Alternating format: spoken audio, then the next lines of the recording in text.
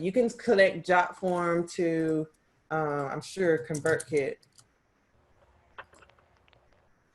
So somebody fills out a Jotform, so you get a new submission. You can add a tag to the subscriber or add them to a sequence. A sequence is maybe like just a sequence of emails that goes out. So it's almost like an autoresponder. So if they submit a form for information, then they'll get an email. Hey, we received your information. Oh, here's a link to maybe schedule an appointment with you for a consultation. And then you guys can get on that via Zoom.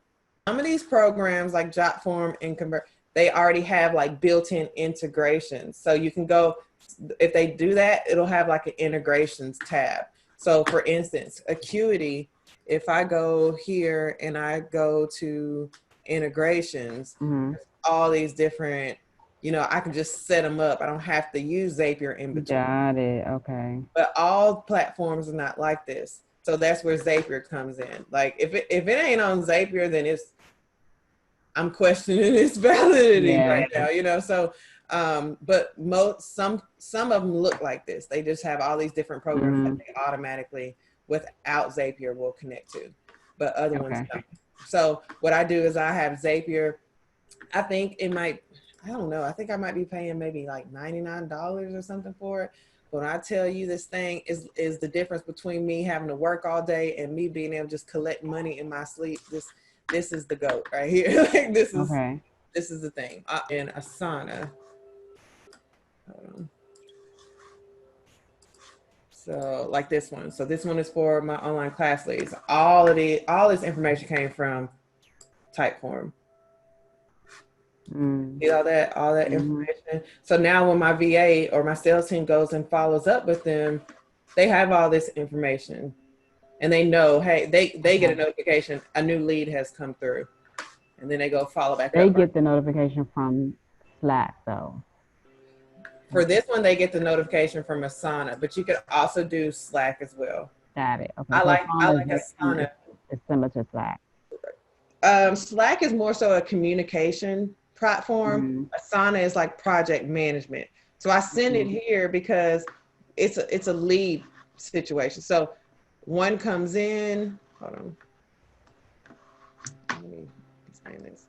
A lead comes in, and then if it doesn't close, then she can move it to follow-ups, or she can move it to sell close. Like I can follow up with leads, and I can come in here and check them up, or check up on them or whatever. So that's why I use this in Slack. But if you just wanted to just send a message to somebody to let them know, hey, you got something to follow up on, you could do that. Or I could send it both ways.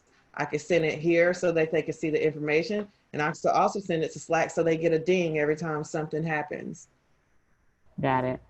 So either way, but there's a lot of different things that you can do for that. But Jotforms does connect to ConvertKit. It probably also connects to, I don't want to do this. I want to go and see if it connects to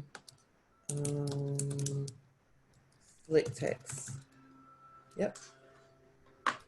So every time we get a Jotform, we can add a subscriber, opt in a contact. So Jotform gets their phone number, and then when they submit the form, Slick Text will automatically send out some sort of text message to them. Yeah. Okay. So I'll create the text message that I want to send out. Yep. So I might say something like, hey, just got your information. Here's a link to schedule an appointment to speak to somebody at your convenience, or something like that. And then they could schedule an appointment with you.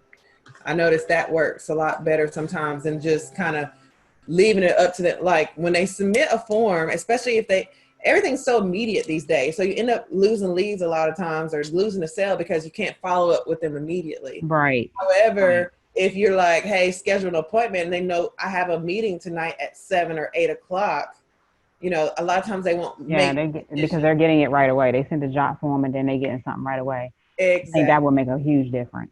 Yeah, so kind of like you have a window to catch people. Yeah, but there's levels to this. You and I both know. When you from right now, I'm almost at the point where I can have just a staff just sitting there and their only goal is to follow up with appointments and stuff like that. Mhm. But I'm still kind of like in between. So I only had one VA and she has like certain hours.